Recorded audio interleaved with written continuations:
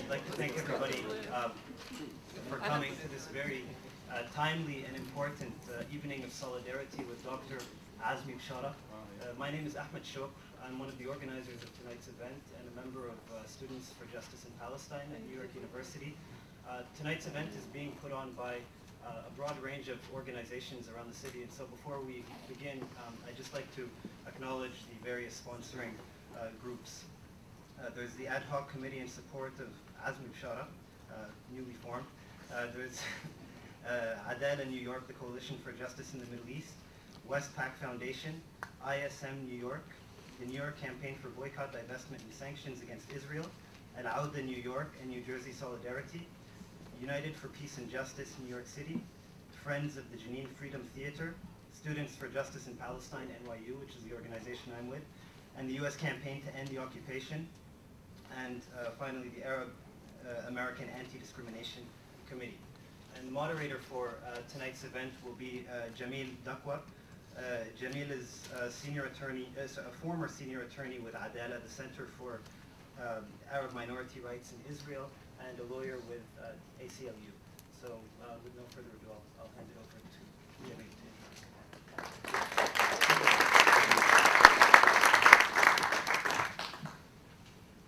Good evening. Thank you very much for coming tonight here, and thank you for all the organizations that in a matter of less than 48 hours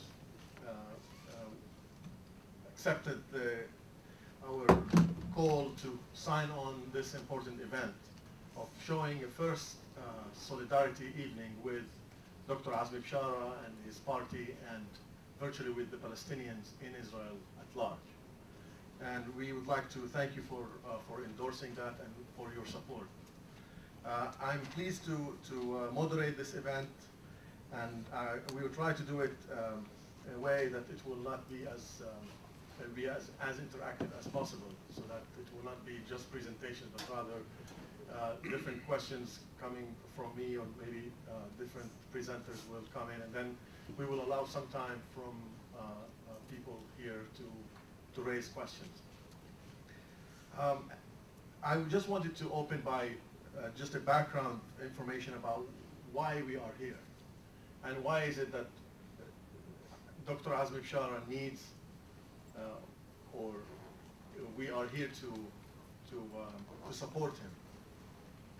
And this is not the first time that we, and maybe some of you here, I was back home when many of those events took place, that Azmi and the Tajammu party been going through a difficult time in Israel. And I just want to go through the short trail of history of showing you how those kind of situation where Azmi Bishara has been facing repeated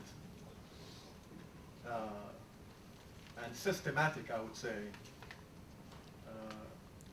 attempts to be to discredit him, to disqualify him, to make him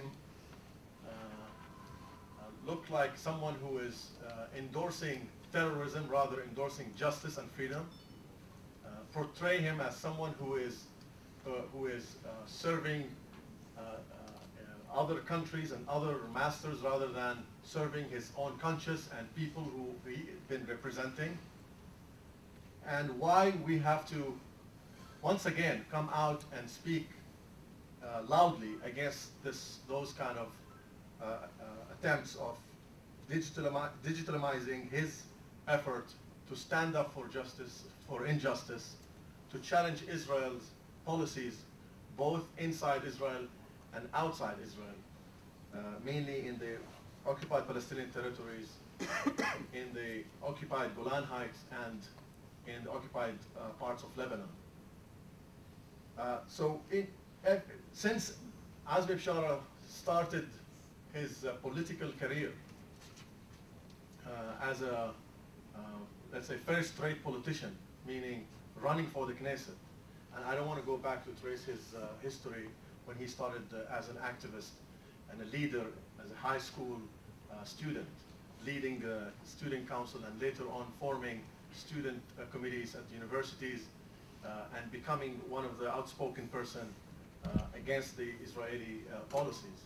But I want to take you back in 10, 11 years back and when his party was formed in 1996. التجمع الوطني الديمقراطي, which is translated into the National Democratic Assembly.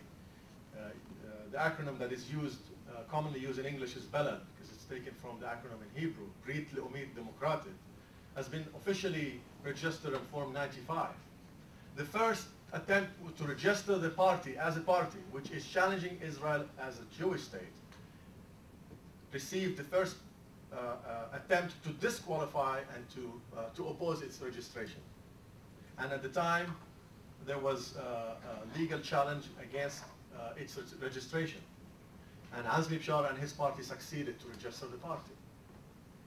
The second one was to disqualify his running in one of the elections, was mainly in 1999, when once again he had to stand up and say, these are my principles, these are what I believe. This is the platform of my party. We stand up for democracy and freedom for our people in the West Bank, Gaza. And we stand for equality for all in the state of Israel. And they wanted to take that from him. And in 1999, the party succeeded to overcome this challenge. In 2000, with the start of the second Intifada, it was the first time that it had been shift in the Israeli policies toward the Palestinians inside Israel. How dare you go out the streets and express solidarity with your brothers and sisters in the West Bank, Gaza? And the reaction that was that the Palestinians who took the streets to demonstrate was the same fire that killed Palestinians on a daily basis. 13 Palestinian citizens of Israel were killed during October 2000. Azmi's voice was one of the most clearest voice of why is that happening?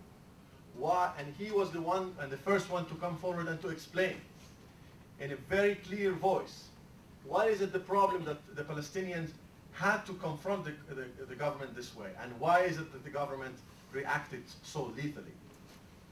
And for that, he had to be, again, challenging a different challenge. This time, an official inquiry commission that was formed by the government of Israel in 2000 warned him, sent him an official warning that he accused him, in other words, of inciting to violence, that he led different speeches that had been bringing people to the streets and eventually had led to these confrontations. Once again, he had to say and to stand against those allegations. And he said, we are the victims, and we are not going to abide by own rules. The commission, while condemning him for what he said before and after the Intifada, had not led to anything in terms of Azmi's courage and efforts to continue and lead the Palestinians inside Israel. He continued to do that, and they had to come up with a different way of silencing him. That time, the attempt was more a legal challenge, not to his party, but of using a criminal law, goes back to 1948, that combats terrorism, in order to charging him with incitement to violence and praising terrorism. Because in two speeches he made, one in Al-Fahim and one in Qardaha in Syria, he had praised the Palestinians for standing up against the occupation. And he also praised the Lebanese resistance in South Lebanon for bringing to an end to the Israeli occupation in southern Lebanon. They charged him and he had to stand trial. This time it was, again, playing by the Israeli rules. The rules of bringing not only charges against Azmi, but bringing public incitement among Israeli Jewish population. That this personality, this intellectual, does not deserve to be among the people who will lead the Palestinians, because he is inciting to violence. He overcame that challenge, and the charges were dropped. This time, the Israeli Supreme Court, on a very narrow ruling, decided that he should enjoy his parliamentary immunity. Because whatever he said, he was expressing what his constituencies asked him to do, to speak against the occupation. That was not the end. A couple of years after, another elections come in 2003. And this time, not an individual challenges Azmi's participation in the political process, but rather the Attorney General himself, who is now sits on the Israeli Supreme Court, Eliakim Rubinstein, had prepared a file put together by the Israeli Shabak, the General Security Service, including ridiculous accusations and allegations of the party and its activists, to the extent that there was a headline in Yedot Ahronot that the Balad youth might commit suicide attacks, taking advantage of the fear among Israeli ordinary citizens, and again trying to take him out of politics, take that pure voice out of the Palestinian population. And in that challenge, Azmi stood and was represented by Adalah at the time.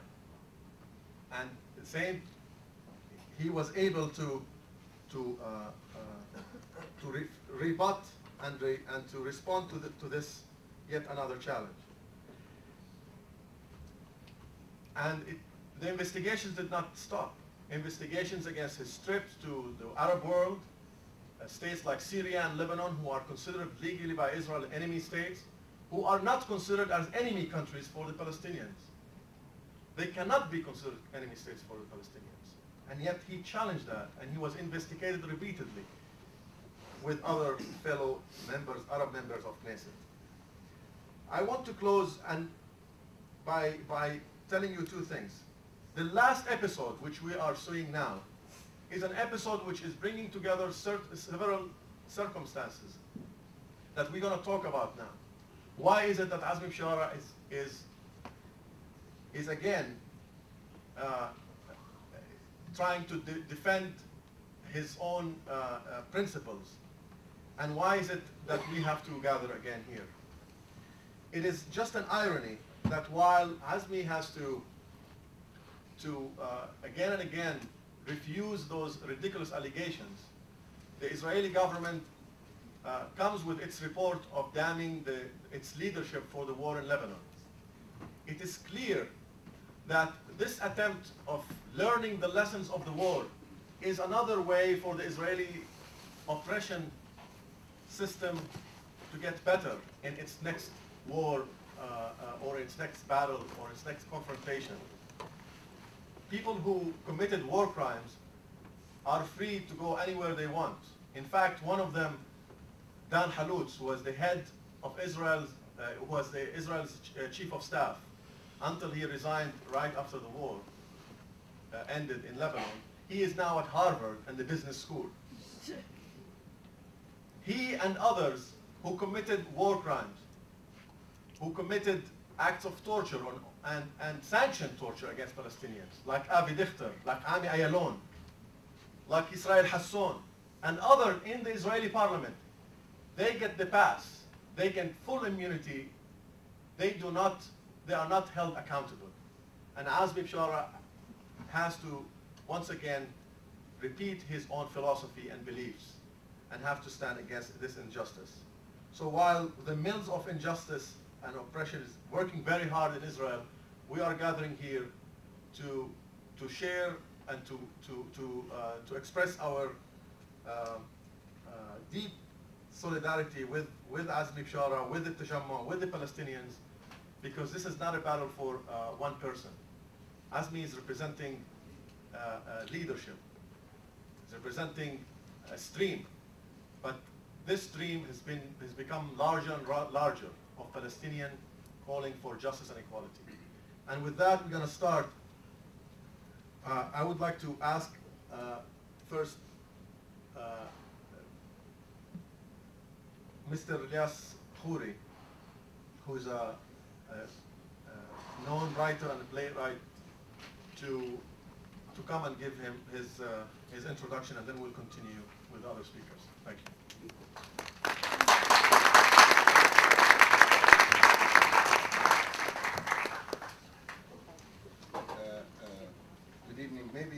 was chosen to begin because I come from an enemy country. I come from Iran.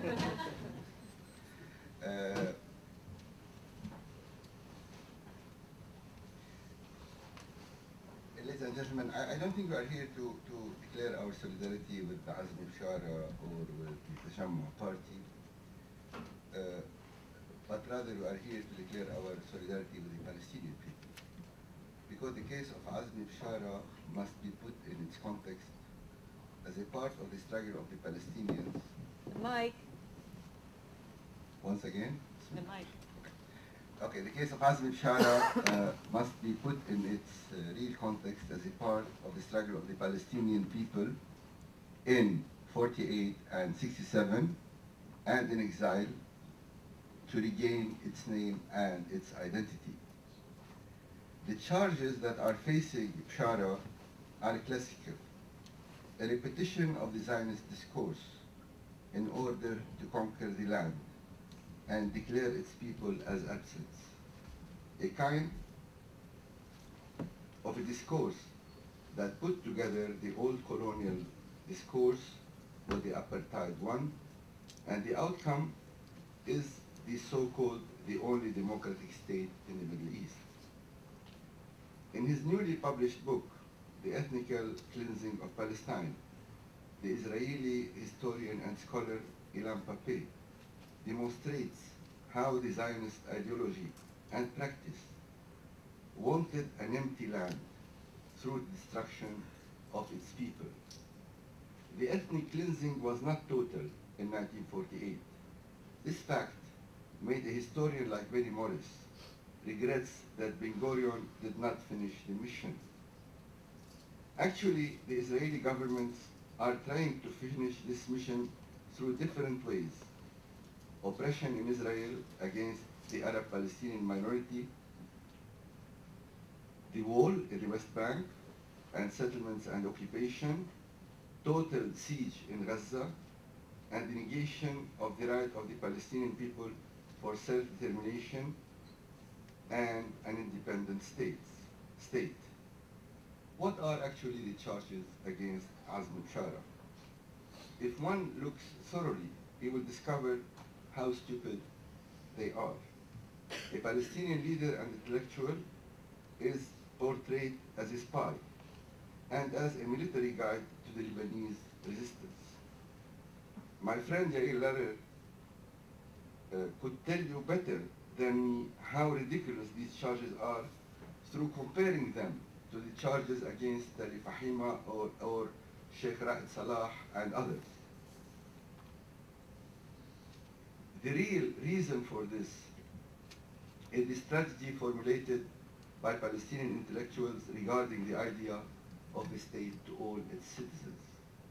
This idea seems obvious in any democracy except in the Israeli context, because it will destroy the racist nature of the Israeli state, and it will oblige Israel to recognize the rights of the native Palestinian minority in cultural autonomy.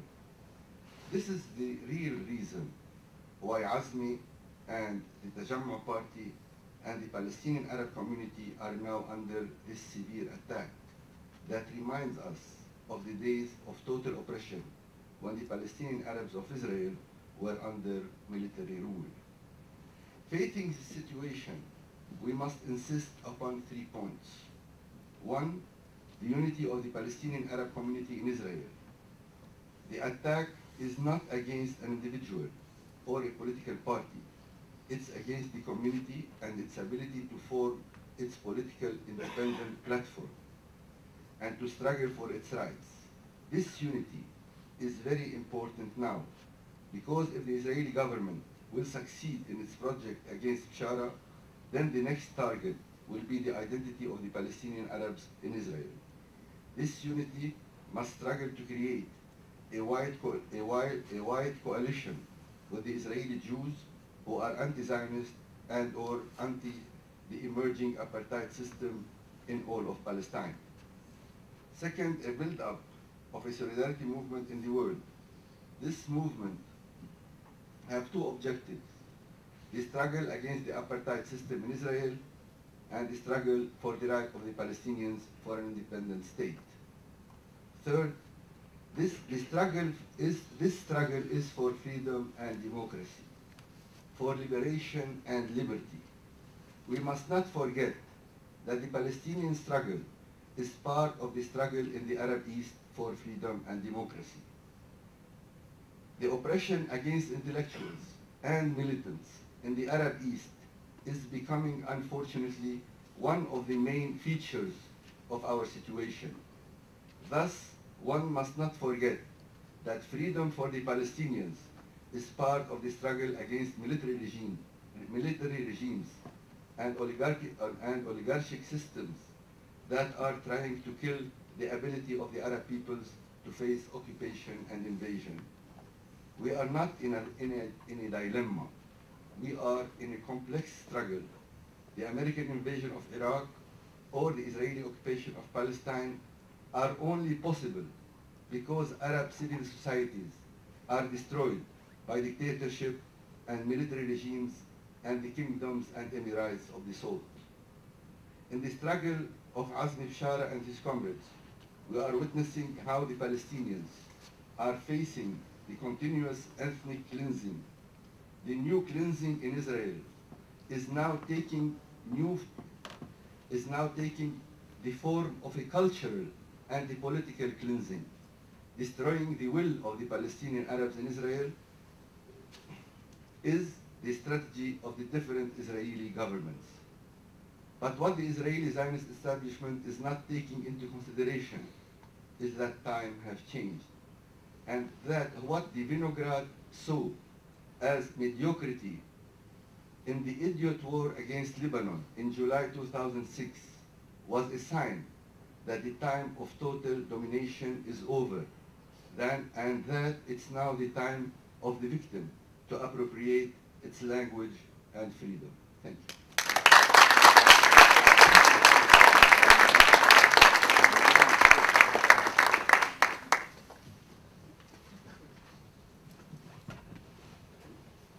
Thank you, yes, for this great remarks. I'd like to ask now Professor Nadim Rouhana, who is leading important research institute in Haifa, Mada al-Karmel, Applied Research Institute, to come forward and give us more analysis and insight on why is it that Azmi has been targeted, and how Azmi has been resembling a movement that's been growing since 95, 96 among the Palestinians, and why is it this time it was right for the Israeli government and its security apparatus to act against Azmi.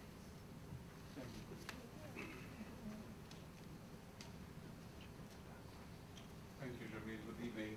I'm happy to be here.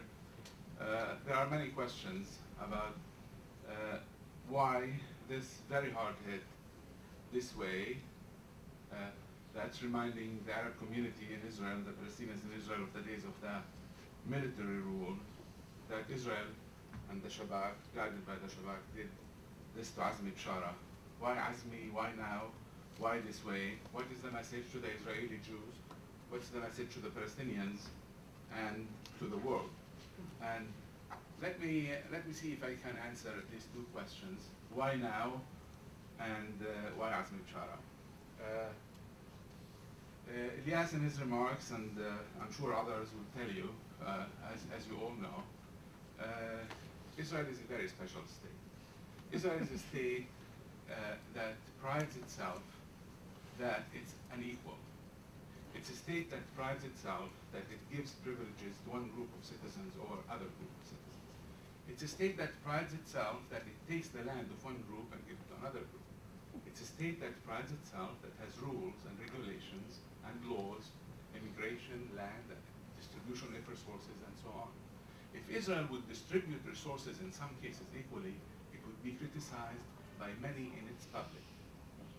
Yet, Israel is a state under an illusion, under self-deception, that is shared by its elites, without exceptions, except for the very few non-Zionist, anti-Zionist, that it's democratic, and Jewish. Now, there's something wrong here. There's something wrong. Israel defies democratic theory. Israel defies any model of democratic state or country. Yet, Israeli public, its academia, its elites, its legal elites, its Knesset are all involved in a project in the last few years trying to pose and impose Israel as Jewish and democratic. Now, I'm starting here because there is complicity in this project. There's complicity in the world in this project. And I, as one coming from the academia, I think there's complicity in the academia, in the world academia, in the academia in this country, in the Western academia. When you talk to people one-on-one, they will tell you, yes, of course, Israel cannot be democratic. So why Israel is considered democratic that way? Now, I want you to understand this is not a theoretical issue.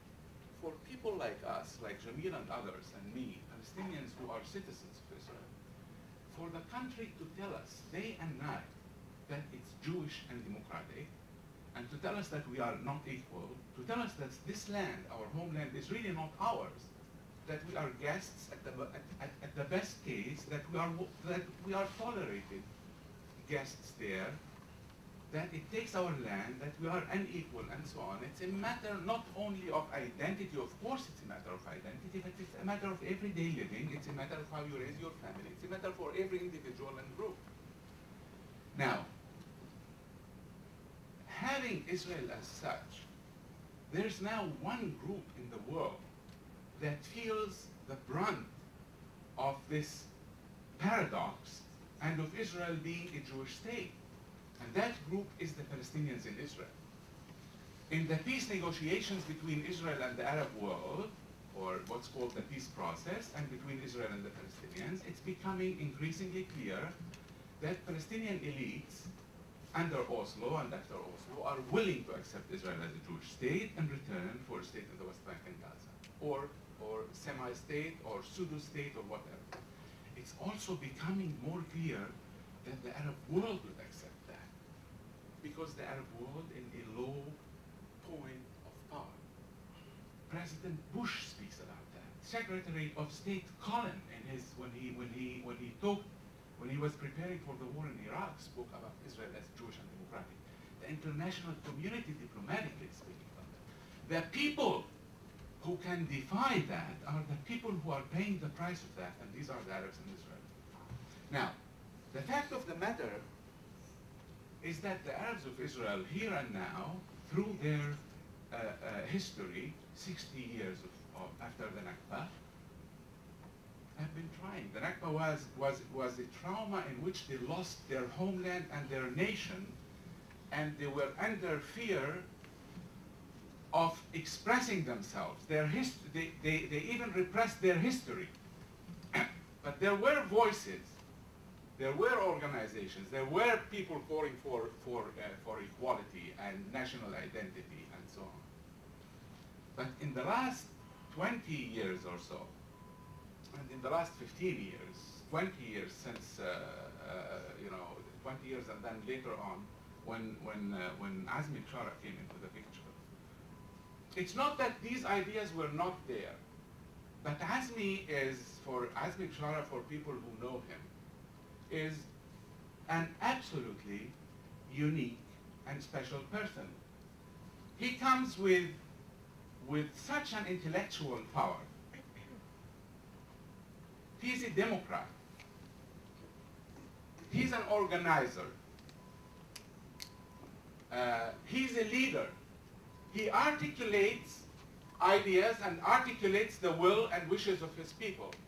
And he came and articulated these ideas and organized a number of groups that were working on similar things and started a party and a movement that put forward a program calling for Israel to be democratic. If there's anything that defines the project, is that it calls for Israel to be democratic and for equal citizenship, not from the point of view of somebody who is immigrant to a country, like I might be in this country, but from the point of view of the indigenous person who knows the history of the place, who is proud, who never bends, who speaks up his mind, who is courageous, who is in touch with his people. And this is something that Israeli quote-unquote democracy could not take. And the things that Jamil went over describing what happened, is really the story of Azmi Bishara since he started. Now, furthermore, Azmi is unique in the sense that, I don't know how many people know here, he visits an Arab town every Saturday. But he writes a piece in Arabic that is followed by his public and intellectuals inside and outside every week, a long piece. And he appears on satellites. And he goes to conferences. He is somebody who is continually producing ideas, articulating ideas, and organizing people. So in the last 20 years, the ideas of a democratic state based on equal citizenship that has two groups, a group that started openly as a colonizer that came to that land, claimed it as its own, and a group of an indigenous population who lost their homeland and their people, asking for equality from that point of view. That thinking, that kind of thought permeated into Arab elites, into youth groups, into the simple person, and these ideas were widely accepted. There's now no difference in the quote-unquote nationalist parties because they all kind of incorporated this discourse. What happened in the last few years is that a group of Arab academics, intellectuals, organizers, NGOs, starting saying this idea of Jewish and democratic state and trying to constitutionalize Israel. Somebody spoke about Israel trying to really impose a constitution of we are democratic and Jewish and so on. These Arab groups started organizing themselves, and actually there were a number of documents published, and on the 15th of May there's another document published by the center that Jamil said that they had in Haifa. It's a democratic, these are all democratic documents, just calling for Israel to be democratic, calling for Israel to face its history, and telling the Jewish people that of course the Israeli Jews has place, but you have to face what you have done. You came and took the place of others who have to have the right to return. And you have to face your responsibility and the historic truth. And you have to reconfigure the political situation so that there's justice for all groups and individuals, equality for all groups and individuals, and so on. The point is that this thought, this kind of thinking from Azmi Azmi cannot be, for example, he can be accused by Israelis, as Jamil said, delegitimized as having connections and so on. But he, by some real Israeli academics and intellectuals, he is considered the theoretician of Israeli democracy. He comes as a humanist, as a liberal, as a Democrat, with small d, of course. So these ideas now being put forward were defined by the Israeli government, by the Shabak, as strategic threat to Israel. What a better time is to hit the person who best represents, symbolizes, led, articulated these democratic ideas than now, and about the message that sends to the community and to Israel, we can talk later. Thank you very much.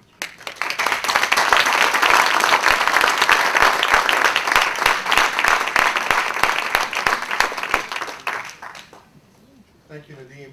I think what Nadim has basically described to us is exactly what Azmi Bishara and Tajammu and also other parties has been trying to do, but he really, the one that did it best and mastered it, is to put a mirror in front of the Israeli society. A mirror where they could at least see some of the contradictions that they put forward and try to sell to the people in Israel and to the world. That you can actually reconcile between democracy and Zionism. That you can reconcile between democracy and being an ethnic exclusive Jewish state. And not only putting a mirror in front of the Israeli society, but also doing another thing. Stripping or confiscating from the Israeli elite, mainly the Israeli Ashkenazi elite, the monopoly over liberalism and the monopoly over democracy. As if this is something that you are not supposed to argue with us about.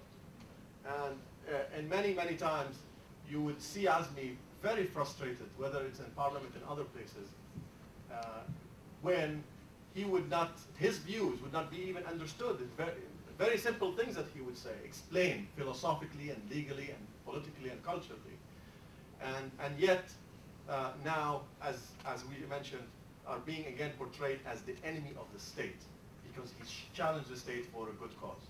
I'm going to ask Yael Lerer, who is now heading an important published house, Andalus, and a former aide of Dr. Azmi Bishara and served in the Knesset with him in the first few years and had been also outspoken among Israeli liberal and democratic forces, and to share with us some of her understanding of how the media, the Israeli media in particular, had reacted to different campaigns against Azmi and the Palestinians, and how the views that Azmi put forward were received or were not received by the Israeli society.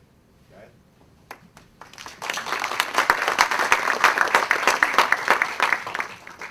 Thank you, Jamil, for this extensive introduction.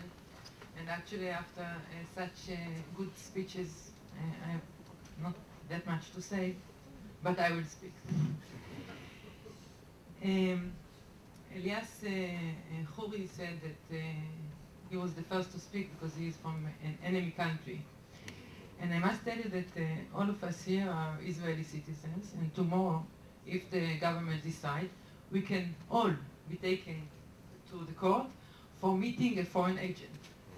Because, no really, because, and actually there are more people here, some of them are very good friends, that we can accuse by meeting a foreign agent, because it's very arbitrary procedure.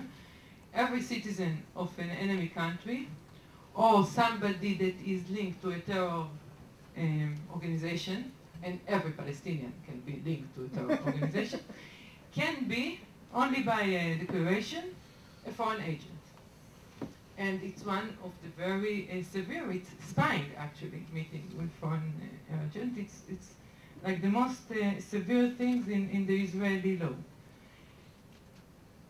And this is show us, and I think, you know, the headlines of the accusation against Azmi Bishara, they are exactly like that. It's spying and treason. Spying is meeting with a foreign agent, and treason is aiding the enemy through in the time of a war, etc. We always have this. I think it's in every time in court and in every country. We have this difference between the big title of the chapters in the law and the actual things. And one of the problems, because Jamil was asking me to speak about the media, that the media many times doesn't do these differences. Because we have this, okay, Azmi Bishara is his accusation are aiding the enemy during the war, helping the Hezbollah, etc. But then we don't find in the media the concrete things. We find them sometimes in the very small at the end, And actually today, Haaretz, which is, I don't know if it's a good sign or bad sign, it's always a question, but they were asking, they would say there is no concrete accusation at all. But the big headline on the first page was Azmi Bishara was accused in aiding the enemy during the war. So there is always this different. And as Elias was asking me before, we know some cases, very funny cases, with the same things that was finished after 2 years or 3 years, like the Islamic movement case, when they were also, the accusation was a meeting with a foreign agent aiding the enemy during the war. And then during the trial, you know, they had taped Sheikh Raed Salah, and they taped him saying that we should collect some money for the holiday, for Adalah-NY. And then afterwards, in the court, they just brought to court, without hesitation, that Raed Salah was having contacts with a foreign agent with the name Aid Adhaha. And just like that, I mean, there was a general security service person that was taping the conversation. And there was the other one that was registering it. And then I'm sure there were a few lawyers. And always there is this question, and then it went to the press, and nobody noticed. I mean, until the very brilliant attorneys, Adalah-NY and Avigdor Feldman of the Islamic movement, listened again, you know, to all of these tapes. And by the way, in the case of Sheikh Raed Salah, he was arrested at the middle of the night. They brought troops, like hundreds of soldiers, to Al-Fahim, because they were like, you know, it's to point how much he's dangerous, and maybe, you know, he's armed or something. And it's, again, important to mention, like Jamil was mentioning before, that the Arab minority in Israel is an unarmed minority. I think it's one of the groups in the world that doesn't have weapon, actually, except a few collaborators with the police, really. And if you compare it to I mean, any other group in the Middle East, and of course if you compare it to the population here in the United States. So they came with all of these troops in the middle of the night. They arrest Sheikh Raed Salah, and he spent 2.5 years in prison with these false accusations. And with the media that showed, until today, by the way, I was trying to convince a major journalist, columnist in Haaretz, to write about the political charges against Sheikh Raed Salah. And she was telling me, I'm not going to write one single good thing about Sheikh Raed Salah. I told her it's not a good thing about, I mean, you can have a discussion, a political discussion, you can write articles against the Islamic movement, you can argue about their other activities, but when the General Security Service is building a file against them, I think it's you should expose this. You should refer to this, especially when we see that this is systematic. It's not the first time, and it's not the last time. And in a way, the silence of Haaretz, in this case, and the other media, is to collaborate, because they are fabricating the file together with the General Security Service, together with the General Attorney. And it's the same when we don't see, and by the end, they made a plea bargain after 2.5 years. 4 or 5 people were arrested. They all were released in the same day. And Sheikh Raed himself stayed, I think, another 2 symbolic months or 3 symbolic months in prison. And they said, and the lawyer said, that they admitted, in the plea bargain you admit in something, in things that they didn't do only to get out, because the estimation was that the trial will be like 10 years, at least. There were boxes of tapes. And now, by the way, the lawyers of Azmi also got, I mean, there are boxes of tapes. Actually, there are no lawyers yet, but, and maybe there will be no accusation. I have the feeling that this story is so ridiculous that maybe in a way it will be, I don't know, melted. But There is also here, Azmi was in an investigation, and apparently they are taping him like at least for a year. We were always, when I used to work with him, we had very clear remarks that we are wired all the time. The difference is that this time it's approved by the Supreme Court. So this is, I mean, and so I think they have like tapes, I don't know, of 10 years. And I always, you know, it's always like funny because you think sometimes you speak with a good friend, you know, shares things, and they say, everything is wired, you know. But this is more serious because if a Supreme Court judge is approving this kind of wiring a parliament member, it's a very severe thing. And it means that the general attorney is in the picture. It means that the prime minister. It means that a few ministers, which means that there is a political building of a file. And Azmi Bishara is a representative. He's a parliament member. He should be, I mean, these people should discuss with him. They cannot just sue him or build a file, especially when everything is so ridiculous. Elias asked me as well to speak about Tali Fahima's case. I'm sure that many of you heard about this case, but the thing is, it was a friend of us, a Jewish, young Jewish woman that went for solidarity to Jenin refugee camp. And again, the same story. I mean, I won't here say why I think they targeted her. It's a completely different story. And I must say that, because like Nadim said before, the Jewish Israelis that are really challenging the occupation and democracy are very, very small group. I'm not representing anyone actually.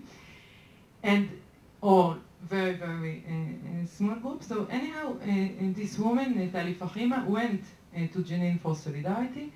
And afterwards, she was accused, again, in aiding the enemy during the war.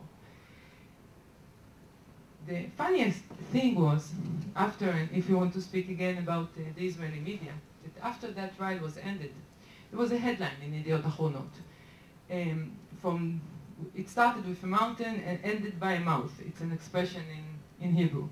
And then it started with aiding the enemy in the time of war, ended by translation of a document. Why I'm saying it's ridiculous? Because it started with translation of a document. I mean, the charges, the big headline of aiding the enemy in the time of war was actually translation of a document. I must say that I don't see, I mean, it's happened, Giuliano will speak after me, and I had the privilege to go with him to Jenin many times. And sometimes I found myself translating documents. So I don't think translating documents, it's aiding the enemy during the war. But in the case of Tali, it was even more ridiculous. Because Tali don't know any Arabic.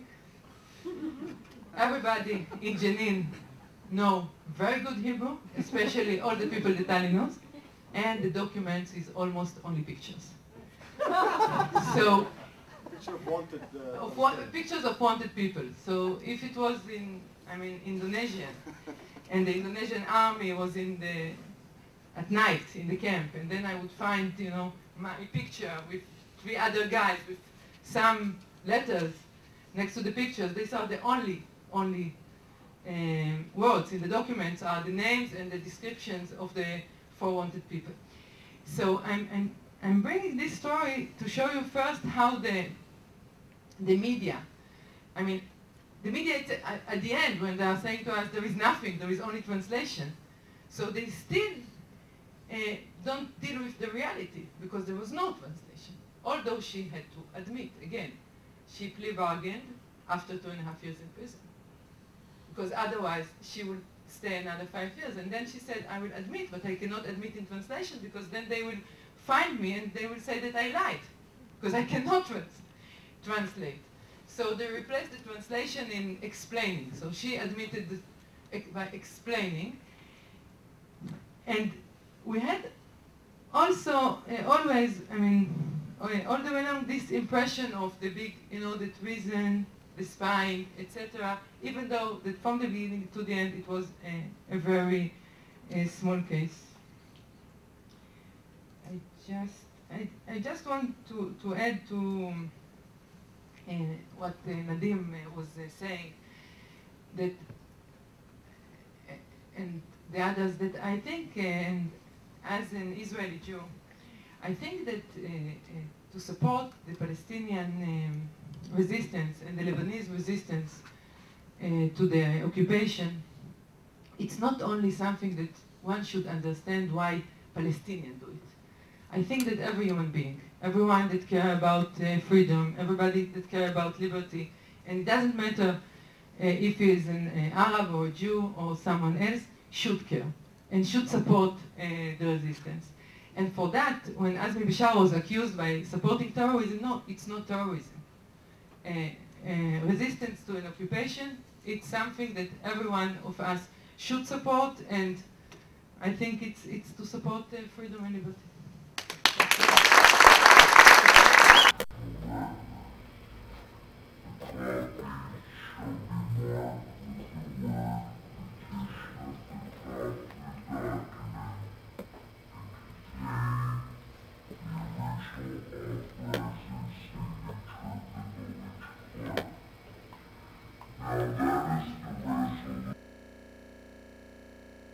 Internal oversight outside, or any kind of oversight, to the extent that this body has been, in many cases, leading serious policies and shaping policies toward different populations, and mainly toward the Palestinians and Arabs.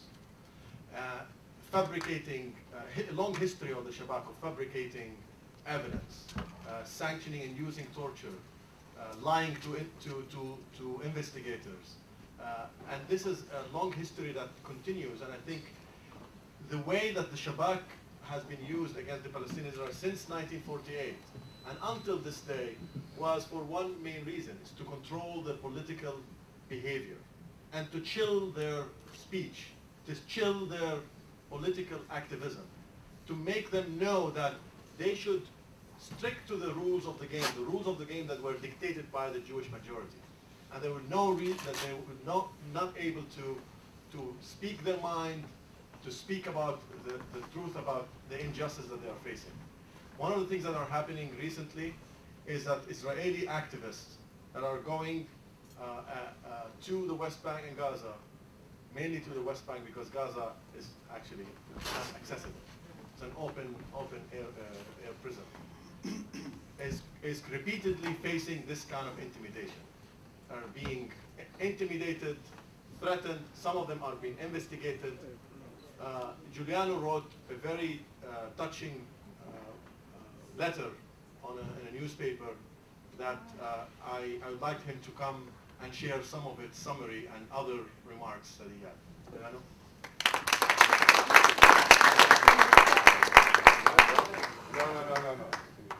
No. Julian, it doesn't need an introduction, I think, to many of the audiences in New York. Julian Omer is a director and actually now running or the cultural director of theater in Jenin refugee camp. And if you haven't seen his movie, Are Not Children, I encourage you to get it and see it. It's one of the best movies ever done to really document and picture the lives of Palestinians. Thank you.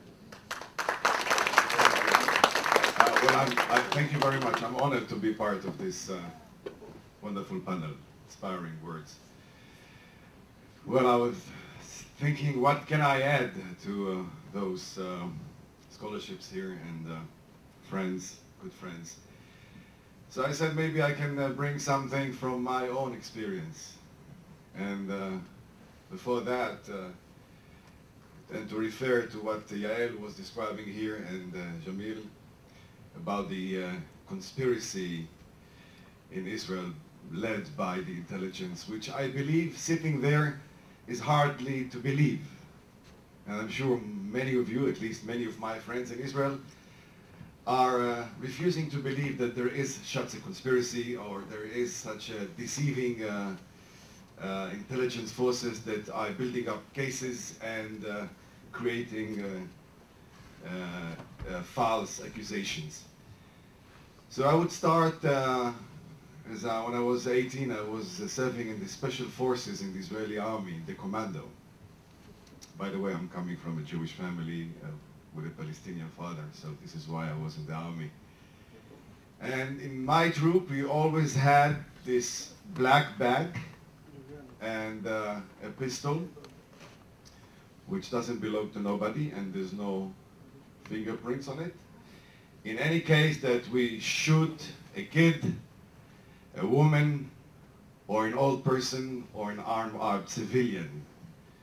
So my role was to drop the gun or to leave the bag next to him and to call the security forces saying that this man was trying to shoot us or to blow us. Now when I saw this, I said, well, this is legitimate because, I mean, you know, in the army you sometimes do mistakes and it happens, you have to cover your ass. Excuse me for the language. And, this is what we did. And then I go to Jenin.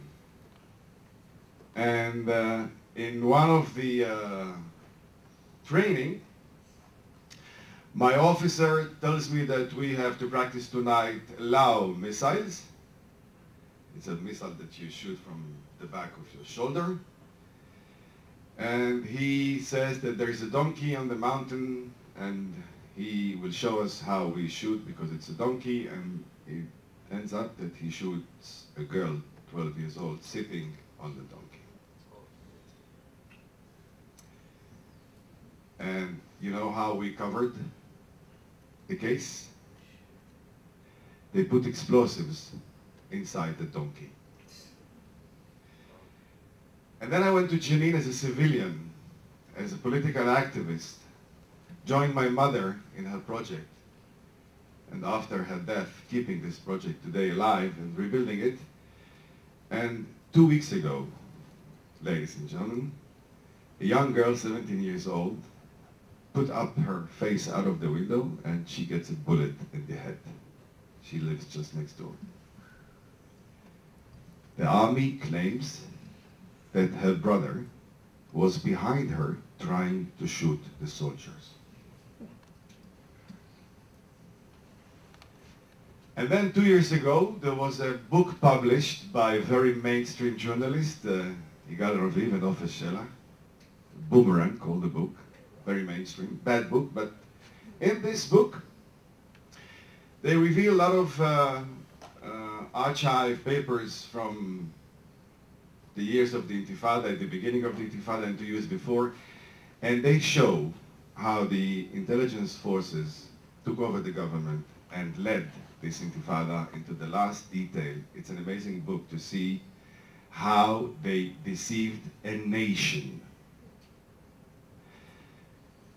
how they reduces and produces suicide bombing warnings, how they kept the thermostat of the fear in the nation keeping going up by producing more and more warnings. And there is a very really exciting stories and thrilling stories inside this book, how the intelligence manipulates this country.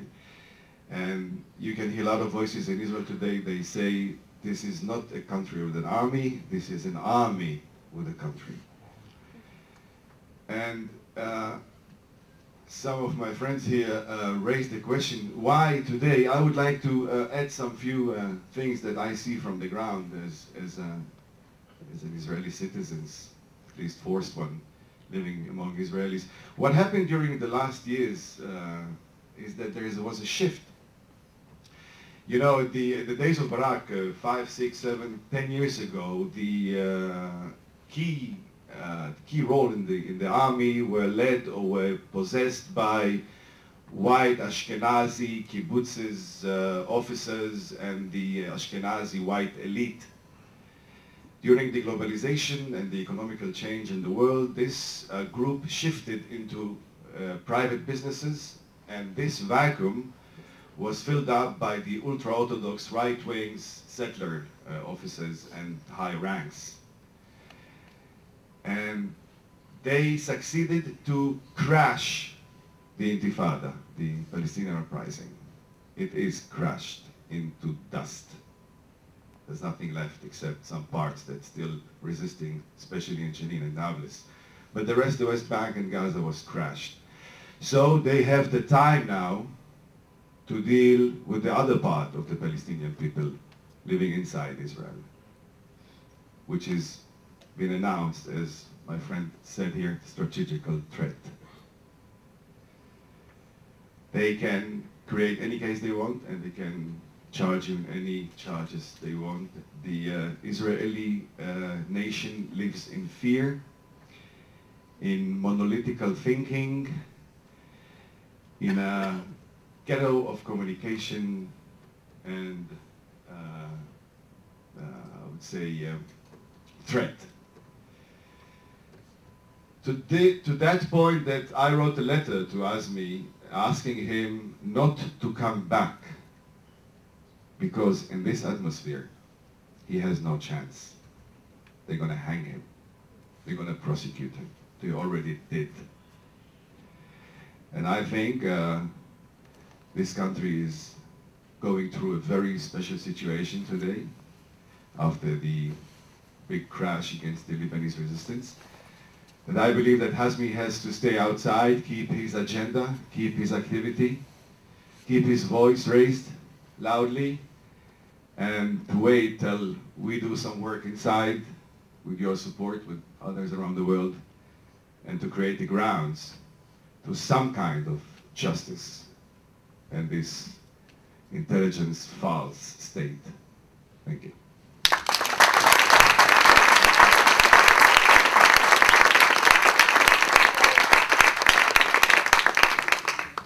Now I just do have quick questions to our distinguished panelists before we open the floor to your questions. I'd like to start with Yas, and one of the things that were really very significant in Azmi's writing, and which were mentioned earlier, was the fact that he was very much not only addressing Palestinian issues, but also trying to I think one of the very few Palestinian, at least Palestinians within Israel, had the ability to, and the knowledge and the intellect to address wider issues in the Arab world. You know, addressing the situation in Iraq, addressing the situation in Lebanon, addressing the situation in other countries. And I'd like to ask you, how do you see that, does that play into this attempt now to discredit him, to open a new campaign of challenging, you know, American hegemony in the region? Please. I think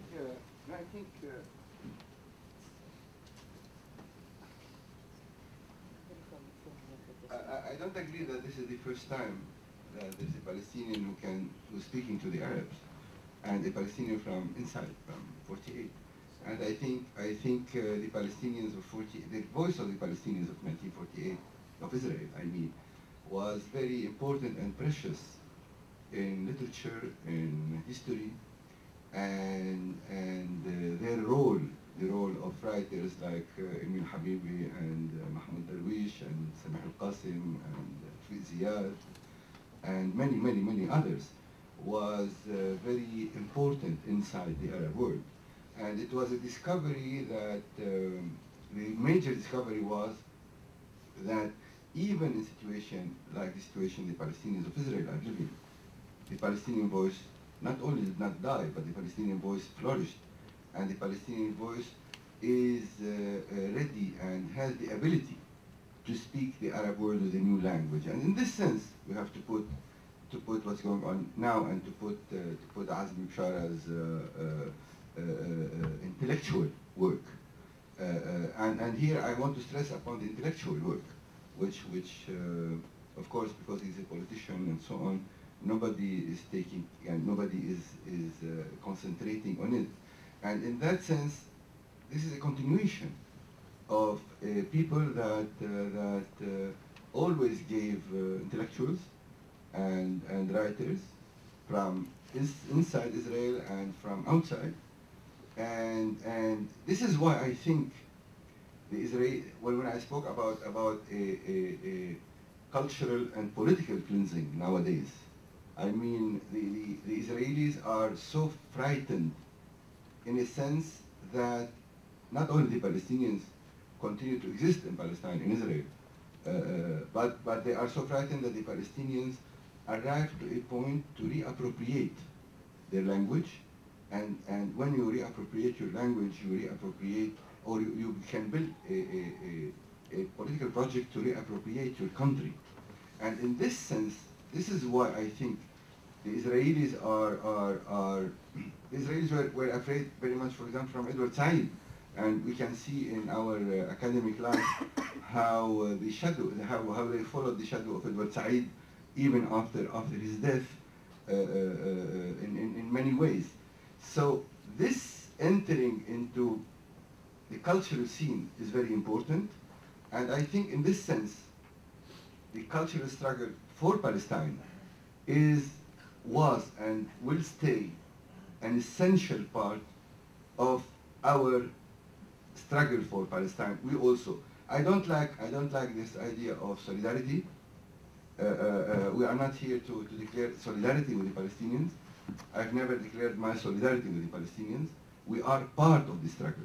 And if not only the Arab intellectuals, but if all the intellectuals in the world, if all those who are democratic in the world does not engage themselves in the struggle, I think there will be something lacking in them.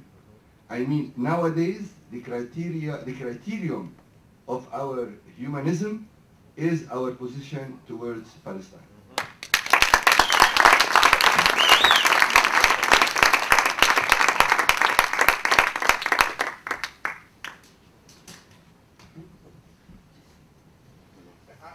I do still think, yes, that while you mentioned the examples of known Palestinian intellectuals and mainly writers, that wrote and produced, there was a rare voice that was speaking loudly about regional and international affairs issue that was as significant. With all due respect to all that, I think that there is here, and that's why the campaign is much more harsher.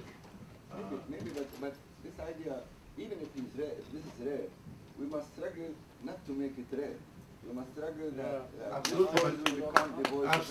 But in order not to make it rare, you have to maintain what you have, and to stop these kind of campaigns, which are chilling others to do the same. Of course.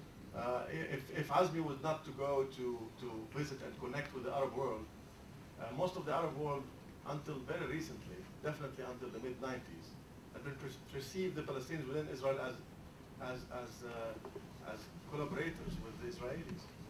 This is not true. It's not true. Okay. This is not true. They were not able to shake hands. Well, I'm talking about the regular people in the street. In any event, I wanted to ask Nadim to make to address more concretely some of the polls that your institute had revealed recently regarding the Arab public opinion with regard to the different documents, different visions that were put forward with regard to the formula of democratic and Jewish state, and how the Palestinians inside Israel have been expressing their ideas about those questions that your institute polled the Palestinians on many situations. Okay. I'll be happy to do that, but first I want to refer to the earlier thing about rarity or not rarity. I still think about Azmi reaching the Arab world in a different way than the writers that Ilyas Khoury mentioned, the poets. Our writers and poets were trying to reach the Arab world in their feelings and emotions. And that was legitimate, or that was, Israel could shut its eyes when that is done. But when an intellectual comes and speaks intellectually and politically as an Arab and says, I am an Arab in Haifa. I'm not only a Palestinian in Israel. I can speak to Arab issues. I can speak to Iraq. I am in solidarity, well, perhaps not solidarity with Lebanon. It would be I'm with Lebanon and with the Lebanese people when Israel is destroying them. When somebody speaks that way and transforms the emotions into political thinking, that is different. That's a model that Israel cannot accept, cannot take.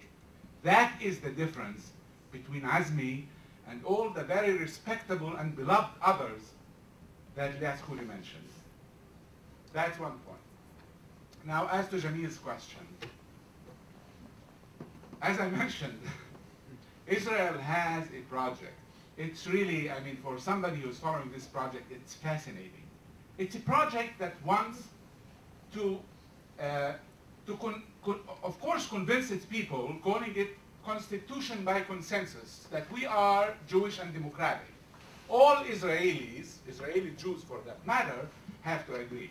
But they know deep and hard that for this to be accepted and to be legitimate, the party that has to accept that are the Arab citizens. These are the legitimizers or non-legitimizers of such a project. So what do they do? And I followed that. I'm talking about this because I followed it closely and I have written about it. Would be happy to share with any of you who want to see that. They would go to, they would say, it's a consensus, it's a constitution by consensus. We asked Arabs. It's done by an institution called Israel Institution for Democracy, not with hundreds of staff, researchers, leaders, and so on, not one single Arab citizen. It holds meetings here and there about the Constitution. No Arabs are asked. It's formulated by 13 formulators, they are called, stating that I believe with I am a Zionist who believes in the right of the Jewish people on this land and the right of this country to be Jewish. And then they say it's accepted by Arabs. Then they go to Arabs and run public opinion polls and they ask Arabs the following question. Do you agree that Israel, do you agree if somebody tells you something like this, do you agree that Israel become a Jewish state that gives its citizens full democracy, full equality? And any student of social science in NYU or somewhere else would tell you this is called double-barrel question. You can't ask two statements in the same question. People hear full equality, they say yes. So then they come and say, well, the Arabs agree to it. Our public opinion polls show the following. I don't have the figures. Almost by 90%, Arabs in Israel, Palestinians in Israel, discovering their culture and language, I think what Ilyas said is really very important, believe that Zionism is a racist movement. Whatever the UN thinks or doesn't think, whatever the Israelis or the world. By majority, they think that the right of return should be implemented. By majority, they think that Palestinians have the right of return. By majority, they think the law of return is a racist law, the law that gives a Jew anywhere in the world the right to become a citizen with much more rights and privileges, actually more rights than a citizen all over the world. Jews in Israel have overrights, more rights. And it also shows that by majority, and this is, you know, we are talking about public opinion polls, not of the elites, of the public, of everybody. Like about 70% would tell you that Israel cannot be a Jewish and democratic state. And in the last few years, these whole things were again taken together, and the elites and the academia and the intellectuals and the leaders, the NGOs and so on, were putting these ideas together and saying, well, we have to rediscover our history. We are not immigrants. You can't treat us as such. You have been treating us in a way that we have to use manipulation, and walked between the lines in order to convince you that we need equality. And here comes a leader, an intellectual, who says, no, you deserve equality because you are from this land. It's not because of the citizenship that Israel gave you. It's because of you are the indigenous population of this land, and your citizenship is actually could be looked upon as a historic compromise with Israel. So these ideas are now being formulated, they are being presented, and the public opinion polls that Jamil asked about are really, and here I will end this remark, Jamil, here, is that, you know, if you ask people, people tell you. But if you don't ask them, people don't tell you. For many reasons. That's a historic question. That's the trauma of 48. That, you know, the repressed history of 48. That we lost our land and our people. We woke up one day and looked at the landscape, and the towns that were here are not here. Imagine a farmer, like my father, who would wake up one day, find himself by accident there. They just didn't manage to get him out of there. He looks around, and all his towns on Mount Carmel are not there. I didn't know that. I know that only later on. Now, the point is that people know that and don't talk about it. But here comes Azmi Bishara, and not only talks about it, he talks about it, articulates it, and wants to make it a point of departure for political activity for both Arab and Jew in Israel. And that's what makes the difference. And that's why they are behind it, after it. Thank you.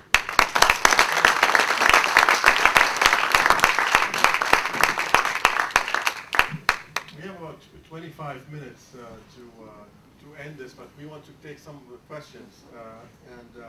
So we're going to take 3 or 4 questions in a row and allow our panelists to respond, and then we'll take another batch of questions. Yes, sir? If you can just be brief so that we can get to very brief.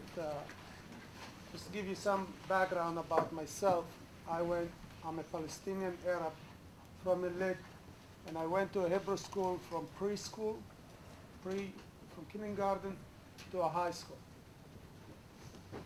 Me and the Jewish students, I was a very minority there, we were indoctrinated for all those years. And I don't believe ever any left of the Israeli that will accept to live one day under a majority Palestinian state. I just don't believe it. I refuse to believe it. It will not happen. And I asked a leftist in Israel once, would you leave just in case if we become a majority? They said, no, I will leave Israel. So I don't see any hope. Just another point. Israel, and not only Israel, also Arab governments are against Palestinian intellectuals. And it's probably not only Israel that's doing it to Bishara, but maybe they are asked by Arab government to do it for Bishara. I picked up English on the street, but I heard a lot about Bishara that about a year ago I went to listen to him in Columbia University. I didn't understand most of the word he said, but I looked at the student. They were so excited of what this intellectual was telling them. I was proud of what I saw them. And that's what scared the state of Israel. Intellectual. I just don't want to go too far to the history. Just one more point. Just to prove my point. The Munich issue with the sport, with the Israeli athletic. I read about it in Israel from the Israeli newspaper. But how Israel reacted to it, how they revenged.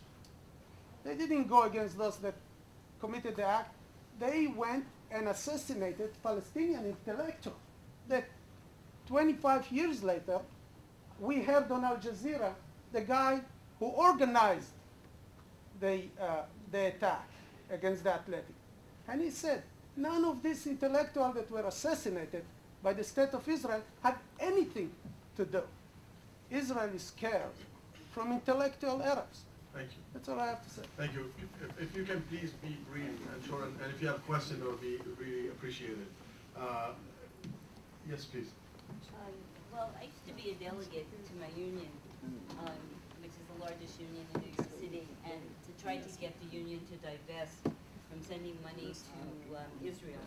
And this is sort of about Haaretz, because in order to find out some information about what was going on, I went to Haaretz, and if you think that's bad, the U.S. newspapers are far, far worse. So what I found out in Haaretz was that the money that they were using from the trade unions was going to Israeli schools to teach utter and complete hate to these religious schools of Palestinians. So I attempted to get them to divest.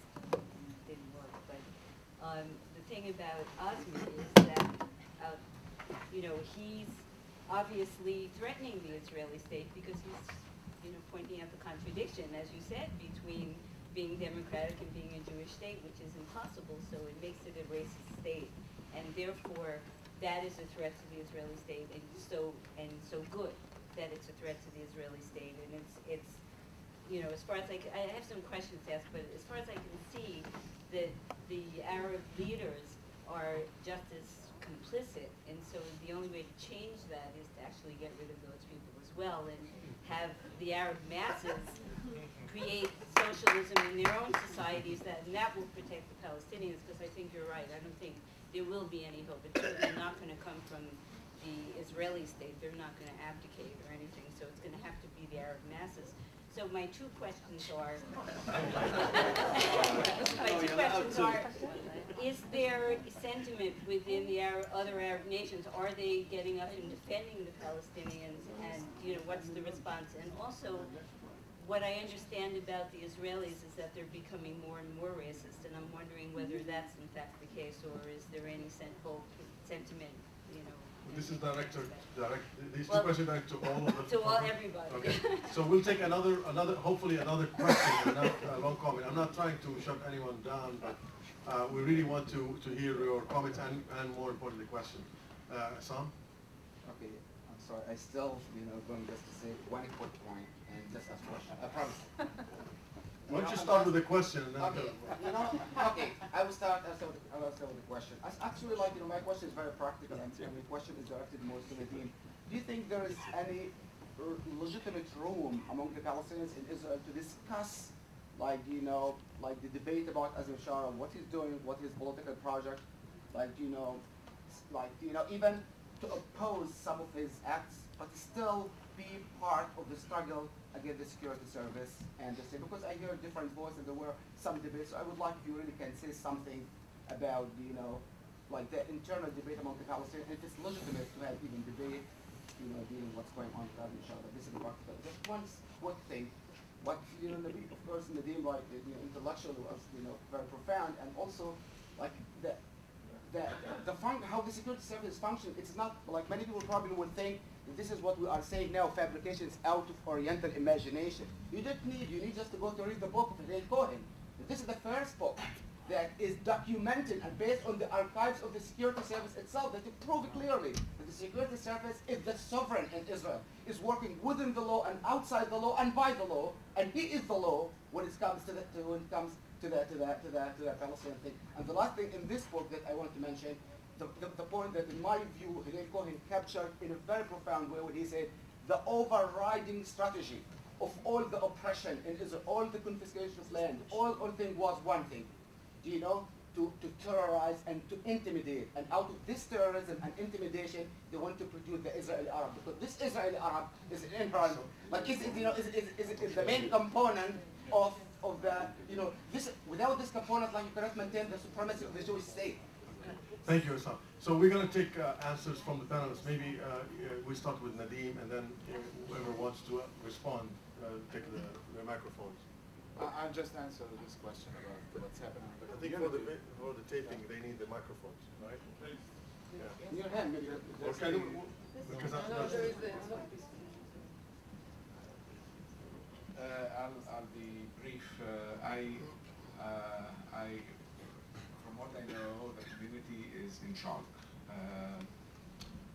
they are reminded, as I said, of the days of fear.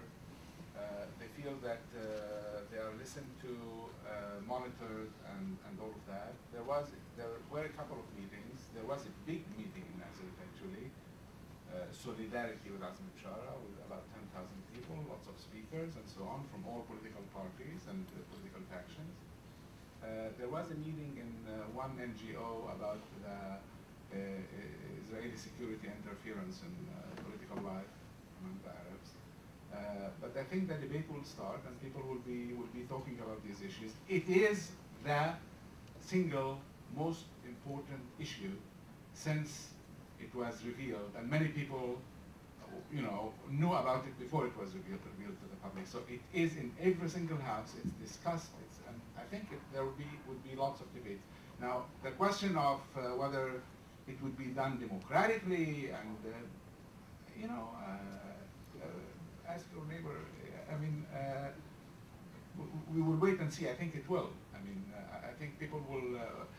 The thing is that Israel might use that to create what you exactly talked about, to reinstate the Israeli Arab, but in a more acceptable way to the Arabs themselves. And that would be not the Israeli Arab this time. It would be the moderate Arab. The Arab who will talk about civic equality, give us more resources, let's live together nicely, let's not go back to history, let's bygone be bygone and talk about the future. Not the Arab that I was trying to say that that line of thinking represented. I think this is what's going to happen.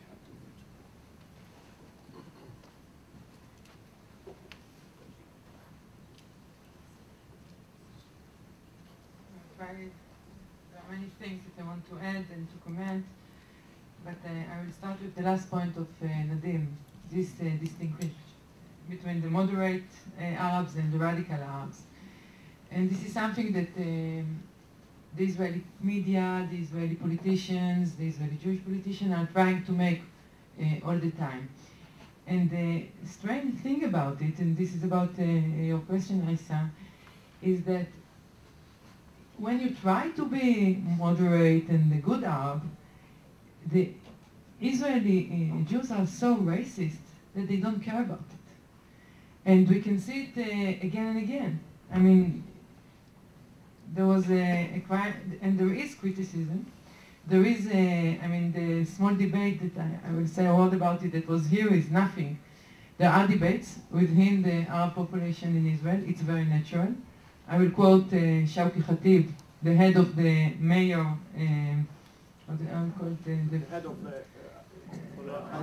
the High Follow-Up Committee, the Arab population in Israel, and he was saying it's very natural that there are differences between us.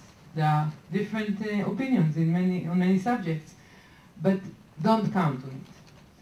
And there is always this question, because I think that many people in the General Security Service do count on it. They think, okay, this is not the time, everybody will fight with each other, then we will have these moderate people, and the radical leadership will collapse. Shawki Khatib was answering very clear, like saying, don't count on it. Some other people from his party were attacking Azmi Bishara in the Israeli press, which is something that I found not in the right time and place, although I think it's very legitimized to have a discussion. But it's always a question. I think that today it's important, after Elias was saying, we are all in one struggle, so this is why we cannot be in solidarity with, because it's ours. So I won't use the solidarity, but even though, solidarity is important thing, especially in this situation, and I would like to see everybody, all the small Israeli left, all the Arab population in Israel with Azmi Bishara these days, although there are a lot of differences, and like I'm saying, there are 3 different parties that in the parliament that representing the Arab population. And then when somebody is criticizing in Haaretz, the reaction of the public, it's, I'm sorry. No, it's okay. In Haaretz, I don't know if all of you are aware of, in the Hebrew edition, there are, people can react. People can talk back. And then people would say to these Arab people that will say, we would have done the things differently about Azmi. So they say, neither they will say you are opportunist, because people don't like this opportunist behavior. Or they will say, okay, we should arrest you all. I mean, you are all criminals. You should all resign from the Knesset. So maybe a big portion of the Jewish majority, they even if some Arab leaders or big parts of the Arab Palestinian population will try to be nicer to the Jews, it won't help them. Because the racism is so high these days that, and you could listen to this and read it in the newspapers. Like the first, when Azmi was resigning, so some members of the parliament, they said, okay, he's the first. Now all the Arab members of the Knesset should resign. And it's incredible. And the chairperson of the Knesset, Adalah-NY, declared in the same day, she said, I think people should not be in rush with racist statements, which was a very racist statement by itself. I must say a word about the small debate that we had here. I think that, I was privileged to work with Azmi Bishara. Everybody here know him personally, and Nadim described in very exact words the unique work and thought of Azmi. But there is no doubt that Azmi is not the first politician. He never pretended to be. And there is a lot of heritage within the 48 and after. And there is always this discussion about the role of a historical leader in history or something like this. And I'm sure, I'm of these people that think that there is important role for the personality, especially someone like Azmi Bishara. But it's not that he came from nowhere and there was nothing before that.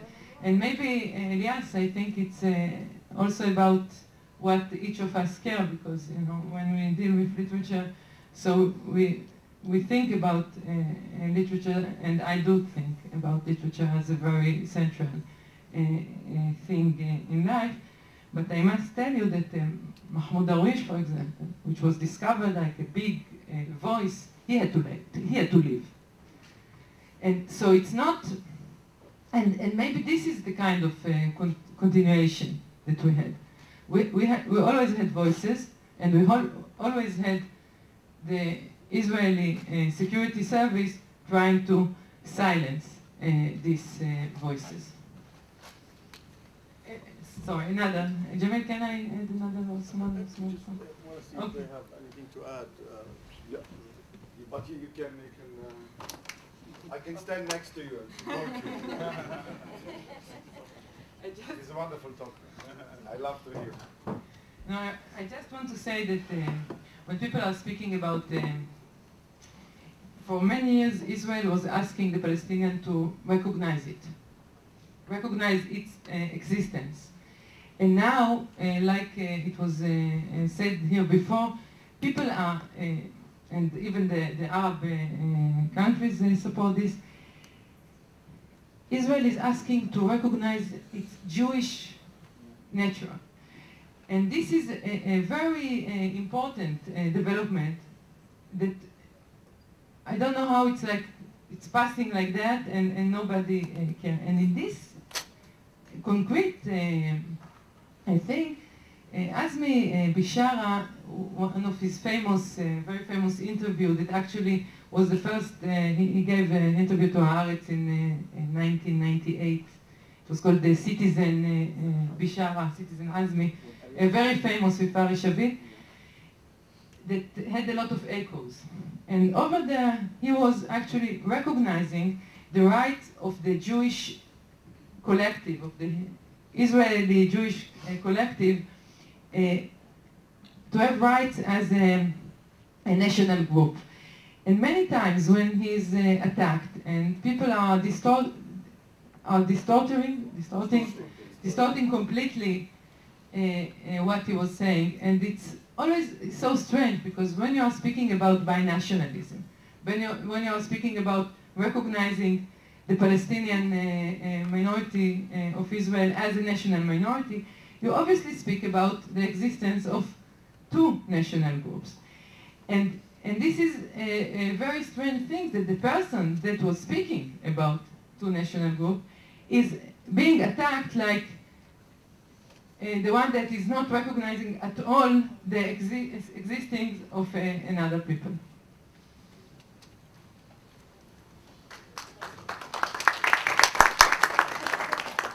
I just want to refer to your question if the Israelis are becoming more racist. Yeah, well, it's very hard to speak on a nation as a monolithical thing, racist or not racist, it's people.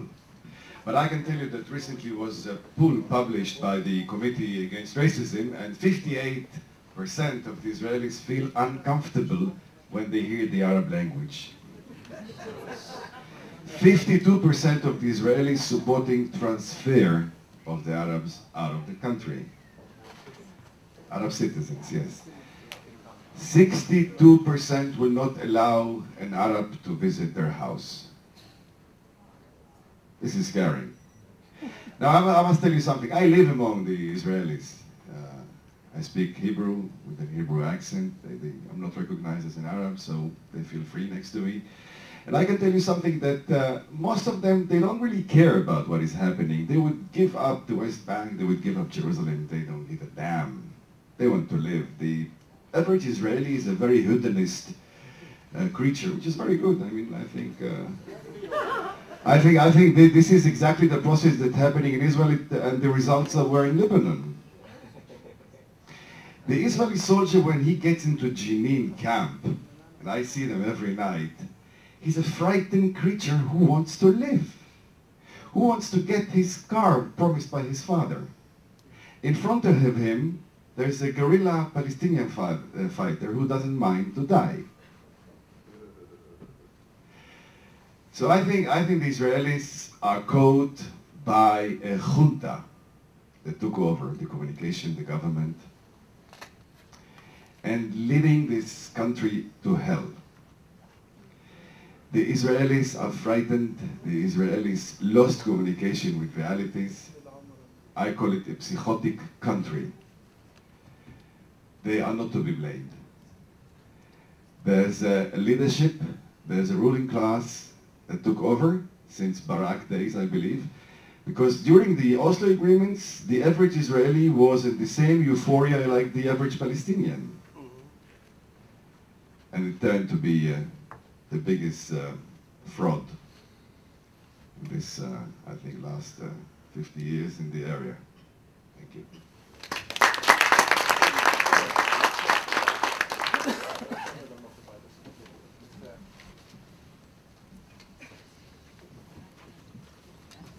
I have only two small things to say. The first one is now it's time of solidarity, of unity, not of diversities. We must forget our diversities because the battle is very important, and I think the Palestinians, the Arab Palestinians in Israel, the Palestinians, the Arabs, and all people who are with Palestine must unite nowadays to stop what's going on, because what's going on is not only dangerous against an individual, against a leader, a political leader or an intellectual, it's against the Palestinian people. The second very, very important point, this is not the last battle. This is not the first battle, and will not be the last battle. The history of the Palestinian people since 100 years is the history of battles, and the important thing is not to win or to lose. The important thing is to have the decision to continue to fight till the time will come when freedom and liberty and equality will be not only in Palestine and Israel, it will be in all the Arab world. Thank you.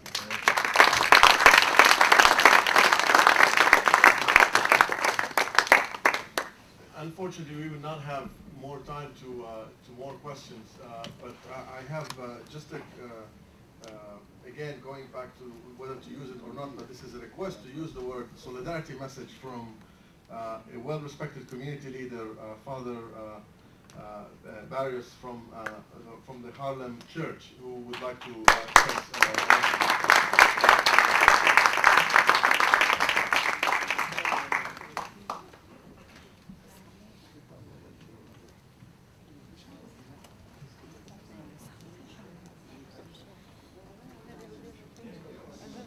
Yeah, I'm going to be very brief. I'm Father Luis Barrios.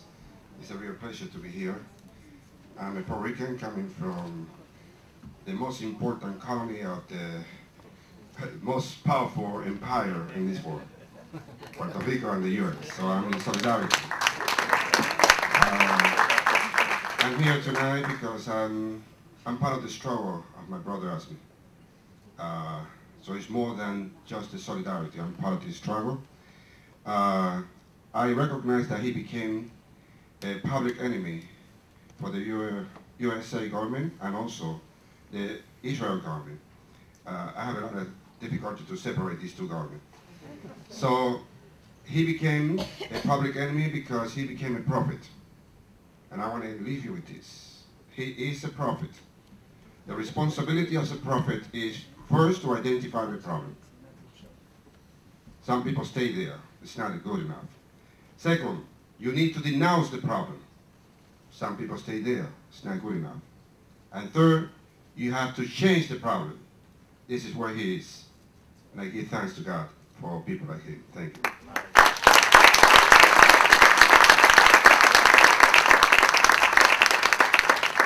just to say to people that there is an op-ed by Azmi Bishara that was published today in the Los Angeles Times, anyone who can go online. And he will be actually live tomorrow with Amy Goodman on Democracy Now! So I'd like to hear him directly. And there's also... 8 o'clock on the television, at 9 o'clock on the radio. 9 o'clock a.m. Thank you very much for coming and participating.